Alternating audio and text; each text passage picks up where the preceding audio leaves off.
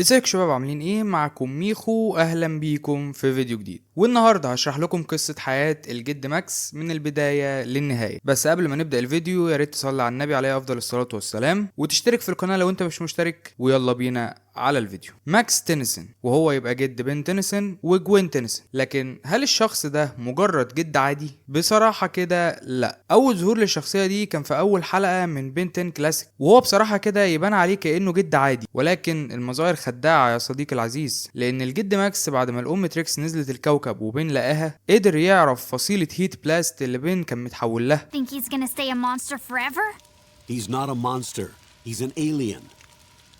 وكمان بعد ما بين رجع لشكله الطبيعي كان واضح على ملامحه انه يعرف الساعة اللي في ايده كمان، ولكنه ما اتكلمش في الموضوع ده. المهم بقى تعالوا نعرف حكايته من الاول للاخر، وخلونا نرجع شوية صغيرين لما كان الراجل ده لسه شباب. ماكس كان في الوقت ده شغال في القوات الجوية العسكرية، وكان يعتبر احسن طيار في دفعته، لحد ما في يوم بيقابل اول كائنات فضائية في حياته. واللي مش هتصدق هم مين الفضائيين اللي قابلهم دول؟ كانوا بلوكيتش ودريفا، اغبى 2 جالفن في العالم. الحلقة بتحكي باختصار ان ازموس كان باعت سلاح لكوكب الارض عشان يقضي على تهديد اللي جاي عليها. بلوكيتش ودريفا بيركبوا السفينه بالغلط وبيروحوا لكوكب الارض، وهم بينزلوا بالسفينه على الكوكب بيصادفهم ماكس، واللي كان المفروض يضرب السفينه بتاعتهم ويوقعها، ولكنه رفض يعمل كده. المهم الجيش بيقبض على بلوكيتش ودريفا وبيقعدوا يستجوبوه، وفي الاثناء دي الخطر اللي ازموس كان خايف منه كان وصل للارض. المهم بيحبسوا بلوكيتش ودريفا، والقائد بيقول لماكس لو رفضوا يتكلموا يبقى هنشرحهم. طبعا ماكس رفض الحوار ده وقرر يهربهم، وبعد كده بيتعاونوا مع بعض عشان يهزموا الخطر اللي مستنيهم. وده كان اول تعامل لماكس تينيسون مع الفضائيين، ولكن الموضوع ما وقفش لحد هنا. تعالوا نمشي في الزمن شويه ونروح لماكس واللي هيقابل حب حياته، والتاني مره بيشوف سفينه فضائيه، ولكن المره دي بيضربها بالنار، وفعلا السفينه بتقع. وبعد شويه توبيخ وتهزيء من المديرين بتوعه بيقرر ياخد عربيته ويروح يشرب حاجه، وفعلا وهو قاعد بيقابلها حب حياته الاول والاخير. وبصراحه كده الاتنين لايقين على بعض، لحد ما بيظهر راجل شكله غريب بيضرب ماكس وبيكون عايز ياخد حب حياته منه. ماكس بيتعصب وبيقوم يتخانق معاه، لحد ما بنكتشف ان الراجل ده مش راجل اصلا، وان هو كائن فضائي متنكر، وبالتحديد هو راجل آلي. المهم ماكس بياخد حبيبته فيردونا وبيهرب من المكان. الراجل الآلي بياخد عربية الشرطة وبيطير وراه، وماكس بيعرف ان فيردونا كائن فضائي، وان الجهاز اللي في ايدها منعها انها تستخدم قوتها الحقيقية، وانها كمان من فصيلة اسمها الانودايت. ممكن ابقى اشرح لكم عنها اكتر في فيديو لوحدها. المهم الفضائي بيقدر ياخد فيردونا من ماكس وهو بيروح وراهم عشان ينقذها، ولما بيقعد يتضرب من الآلي شويه حلوين بيظهر ولا اول مره واحد من البلامرز، وبيكون ده اول ظهور ليهم في حياه ماكس. المهم في النهايه ماكس بينجح ان هو يحرر فيردونا وبيفجر الراجل الآلي بالسفينه بتاعته، والاتنين بيعملوا قبلة الوداع وفيردونا بتمشي. من بعد الحادثه دي وماكس رسميا بينضم للبلامرز. بصراحه كده ماكس كان اسطوره وسطيهم. في واحده من بطولاته انه قدر يهزم فيلجاكس ويفجر سفينته بيه. يا اخي ده هو حتى كان يعرف ابو كيفن وعمل معاه هو كمان بطولات، وكمان كان بيواجه كائنات فضائيه اقوى منه بمراحل. ولكننا بعد كده بنعرف ان ماكس اتجوز فيردونا اللي هي الكائن الفضائي، وبيجيب منها ولدين، ابو بن وابو جوين. وفي حلقه من الحلقات كانت فيردونا بتروح تزور الشجره اللي هي وماكس كانوا بيتقابلوا عندها، ولكن جوين بتشوفها، وبعد كده بن وكيفن وجوين بيدخلوا في مطارده معاها، لحد ما بتعرف ان جوين هي حفيدتها، وانها كمان عندها قوه الانودايت. وبعد كده كلهم بيقعدوا في بيت جوين بيتكلموا، وجوين بتعرف اكتر عن حقيقتها وحقيقة قوتها، وفيردونا كانت عايزة تاخدها معاها غصب عنها، ولكن ابطالنا بيدخلوا في قتال معاها لحد ما فيردونا بتقرر انها تسيب جوين وتمشي. وبصراحة كده عزيزي انا كدبت عليك في حاجة، فيردونا ما كانتش حب ماكس الوحيد، لا كان في حب تاني، وكان حب فضائي برضه. والله يا ماكس انا هموت واعرف ايه حكايتك معاهم. المهم الحب ده كان اسمها زايلين، والمفاجأة بقى ان هي اللي بعتت الام تريكس للارض لما فيلجاكس هجم عليها. قصة الحلقة باختصار ان زايلين كانت وقعت على الارض مع الام تريكس، ولما بتتحرر بتروح تدور عليها، وفعلا بتلاقيها في ايد بن وبتكون عايزه تاخدها منه، ولكن بن بيقعد يقاتلها وهي بتكون اقوى منه بكتير، لحد ما ماكس بيضربها بطلقه من السلاح بتاعه. ولما بيعرف هي مين بيكونوا هما الاتنين متفاجئين جدا. طب ازاي يا عزيزي هما يعرفوا بعض؟ هقول لك في ليله من الليالي الجميله ماكس لما كان شاب كانت زايلين موجوده على كوكب الارض. بصراحه انا مش عارف هي كانت موجوده ليه، بس هي كانت موجوده، ولكنها وهي ماشيه كانت بتودع ماكس، وكانت خلاص بتكون حبته وعايزاه يجي معاها لكوكبها، ولكن ماكس رفض عشان يحمي الكوكب وان دي مسؤوليه عليه. المهم يعني هي تعتبر حبيبته من الاخر. بصراحه ماكس ده كان مدوب الفضائيين في حبه، مش عارف ليه الصراحه. وبرده في حلقه تانية من الحلقات بنشوف ماكس وهو مهتم بسلاح من ايام الحضارات القديمه، وواضح جدا انه عارف خطوره السلاح ده، لدرجه انه كان بيعامل بين وجوين على انهم جنود مش احفاده، وبيكون فرسان الابديه كمان عارفين عن السلاح ده، وفي الاخر بيقدروا يوصلوا للسلاح، ولكن بعد كل التعب ده السلاح بيتحول لتراب. والله مش عارف كانت ايه لازمتها الفرهده دي من الاول، مش فاهم يعني. وفي حلقه تانية بنقدر نشوف شكل ماكس وهو اصغر في السن قوي، وده كان بسبب ينبوع الشباب. واللي بيحصل في الحلقه دي ان ماكس بيقع في ميه، والصدفه ان الميه دي كانت بتاعه ينبوع الشباب، فماكس بيصغر في السن قوي. والمشكله كمان ان بين بيتاثر بالميه دي وبنشوفه وهو طفل. المهم بعد كل بطولات ماكس وقصص الحب بتاعته،